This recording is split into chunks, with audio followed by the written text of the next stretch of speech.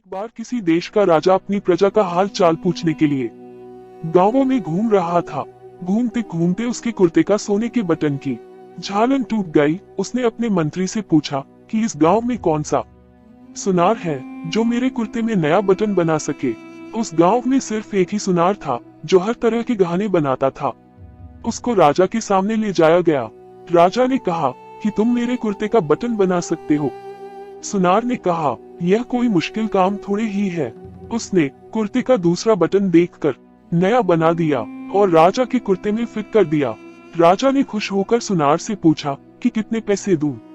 सुनार ने कहा, महाराज रहने दो, छोटा सा काम था। उसने मन में सोचा कि सोना राजा का था, उसने तो सिर्फ मजूरी की है और राजा से क्या मजूरी लेनी। राजा ने फिर से सुनार को कहा कि नहीं नहीं, बोलो कितने दूं। सुनार ने सोचा कि 2 रुपए मांग लेता हूँ। फिर मन में विचार आया कि कहीं राजा यह न सोच ले कि एक बटन बनाने का मेरे से 2 रुपए ले रहा है, तो गांव वालों से कितना लेता होगा और कोई सजा न दे दे, क्योंकि उस जमाने में 2 रुपए की कीमत बहुत होती थी।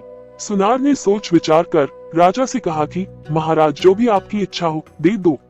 अब राजा तो राजा था, उसको अपने हिसाब से देना था, कहीं देने में उसकी इज्जत खराब न हो जाए। और उसने अपने मंत्री को कहा कि इस सुनार को 2 गांव दे दो, ये हमारा हुक्म है। यहाँ सुनार सिर्फ 2 रुपए की मांग का सोच रहे थे, मगर राजा ने उसको 2 गांव दे दिए। इसी तरह जब हम प्रभु पर सब कुछ छोड़ते हैं तो वह अपने हिसाब से देता है और मांगते हैं तो सिर्फ हम मांगने में कमी कर जाते हैं। देने वाला तो पता नहीं क्या देना चाहता है, लेकिन हम अपनी हैसियत से बड़ी तुच्छ वस्तु मांग लेते हैं। इसलिए संत महात्मा कहते हैं, ईश्वर को सब कुछ अपना समर्पण कर दो, उनसे कभी कुछ मत मांगो, जो वो अपने आप दे बस उसी से संतुष्ट रहो। फिर देखो इसकी लीला, वारे के न्यारे हो जाएंगे। जीवन में धन के साथ संतुष्टि का होना जरूरी है।